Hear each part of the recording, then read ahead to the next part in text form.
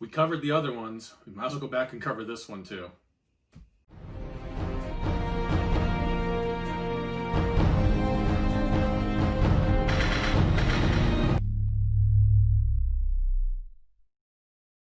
Welcome to Star Joes. I'm your host Ryan, and today we'll be covering Transformers Ghostbusters #1, Ghosts of Cybertron. We have covered all the other crossovers with Ghostbusters, or with Transformers, sorry, so might as well cover the one with Ghostbusters.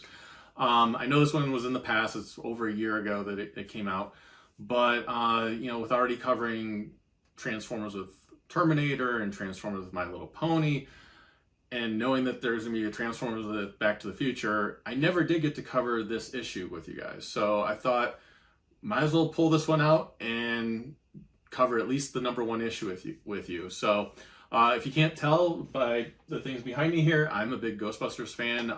It's probably my top 3 favorite movie franchises, along with Star Wars, obviously, and Indiana Jones. So Ghostbusters is actually my favorite comedy of all time.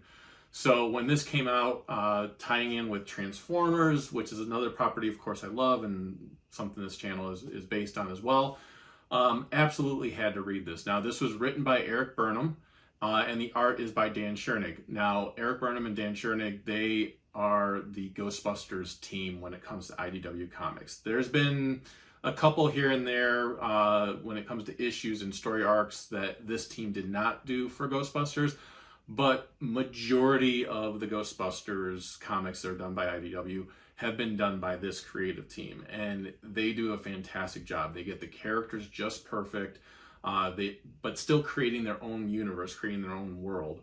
The art is very reminiscent of a blend of the movie plus a blend of the cartoon of the real Ghostbusters, and again, still having their own style. Now, one thing I didn't know that Dan Schoening could do was that he could draw Transformers. And this really does have an art style that is reminiscent of the G1 cartoon from the 80s. So if you like that type of art style and animation style, this is the comic to pick up. What we're dealing with is, at the opening of the story here, we actually have Megatron and the Decepticons pretty much reenacting the entire rooftop scene from Ghostbusters, except with the proper characterization that those characters would have. So you have Megatron's on the roof, you have Starscream there, you have Soundwave, and you have Shockwave. And they're facing Gozer, and Gozer is there as a Cybertronian, and she has her demon dogs there with her that are also robotic. She of course says, choose your destructor, and Megatron's like, what nonsense is this, as only Megatron could say. And then Starscream basically takes the form of Ray because he chooses the destructor, and it's very hilarious as far as who gets chosen as the destructor. It's no longer the Stay Puft Marshmallow Man. But because of this, Cybertron gets destroyed. The Decepticons are assumed completely destroyed, and the Autobots are out on the Ark. So this does not take place in any type of current continuity when it comes to the Transformers, or at least continuity at that time. And I'm not really sure if this takes place in the same continuity for the Ghostbusters, or if this is really just a completely separate timeline, completely separate continuity. It may fit into the Ghostbusters timeline though. But it definitely does not fit into the Transformers one because they are visiting Earth for the first time. And who discovers a signal coming from out in space, but Ectronimus Diamatron, or Diamatron. Yeah, say that 3 times fast. They call him Ek for short, and he hates being called that. But as you can imagine from what you see back here, that is the entity that becomes scans Ecto-1 and becomes the Transformer that is Ecto-1. It's humorous how that happens. I like the fact that they had an existing character and that they didn't just, I shouldn't say existing character, but they established that this character was already around and they already had this type of name that's very similar, rather than going down to Earth and changing Ecto-1 into a Cybertronian or into a Transformer. So I do like that how they really set things up. It is a fun story. It's a lot of fun. If you like Ghostbusters or you like Transformers, this is one to pick up.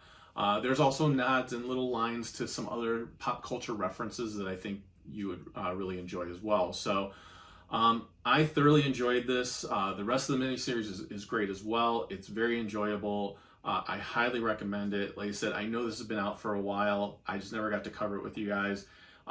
So I'd like to hear in the comments what you thought of the miniseries, especially what you thought of issue number 1. Did you go out and get the Transformer that was out there for it?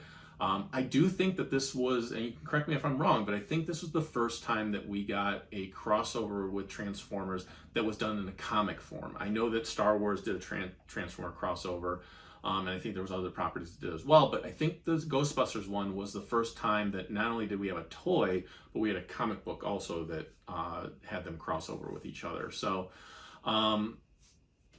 I really love this. I absolutely give this a rating of the Autobot Matrix of Leadership rating. It is a lot of fun. You should go out. If you didn't get it when it came out, you should go out and get the trade. Like I said, the art style is great. The story is a lot of fun. It is one of those palate cleansers. You're not going to read anything deep with this, but you're going to have a lot of fun on the journey. So with that, I wanted to mention we are in the under 24 hours of the Stealth Hammer Kickstarter. Again, thank you anyone who has supported it. If you haven't checked it out, please do so. The link to it is down in the comments below, but we are less than 24 hours. This thing is funded. It is going to be created. So if you like what you're seeing and you want to receive this comic, there's a lot of awesome rewards. I want, again, to spotlight one of the creative team, or actually in this case, 2 members of the creative team. In this case, it is Evan Evans and his daughter, Lacey Hart. There is a stage in comic book creation that I actually wasn't aware of until I actually started working on this project. And I don't think a lot of other people are aware of it either. So everyone knows that there's a colorist. You have to color the project. But there's a level before the colorist that's called the flatter. And what the flatter does is he or she will map out where the colors are going to go, and they can put down some base colors based on what looks like will be needed for different areas. So there's actually a couple stages involved. They map it out first, section it off for the colorist, and then they'll put some base colors down to, if certain colors are already established for certain characters, they'll put those down and everything else, and the colors can then work off of those. It makes the job for the colorist a lot easier to really get in there and put the fine details in, and the colorist doesn't have to follow the same colors that the flatter puts down, but it can help with establishing and really breaking it all out. So it's a much needed step. It's a much needed process. And Evan does an amazing job of this. I've gotten to see his stages that he does. And he's teaching his daughter how to do this. Lacey wanted to learn how to do this, and she actually worked on some of the pages that you see at the Kickstarter. So wanted to give both of them credit. She's going to work with him on the rest of the issue. Looking forward to seeing what they do. They have been an amazing support when it comes to this project. They've been very excited about it. It's awesome that they get to work together. And I think it's awesome, too, to have someone's daughter working on an all ages comic. Again, this is all ages. It's meant for everyone of any age. I wrote the story, and the art is meant for anyone to enjoy at any age. But it is awesome to have somebody of a younger age actually working on the project as well. So I wanted to thank both of them. And if you want to see the type of work that they do, we do have a reward in the Kickstarter that's for a behind-the-scenes art concept book. So in that book, you will see character sketches, you'll see concept art, you'll get behind-the-scenes stories of where the characters are and where the characters are going to be going. You'll see all these different things, but one of the things you'll also see is progression of a page. So you'll see it from pencil work all the way to the final colored page with lettering and everything. And in there, you'll see the flatting stages that are involved, and I'll walk through all of that in that book. And it's a nice hardcover book. So I highly recommend that reward because you get a lot more information on top of getting just the comic. So check it out. Again, thank you everyone that supported us. With that, we'll go ahead and close the episode by saying the Force will be with you, because knowing us is half the battle. Take care, everyone.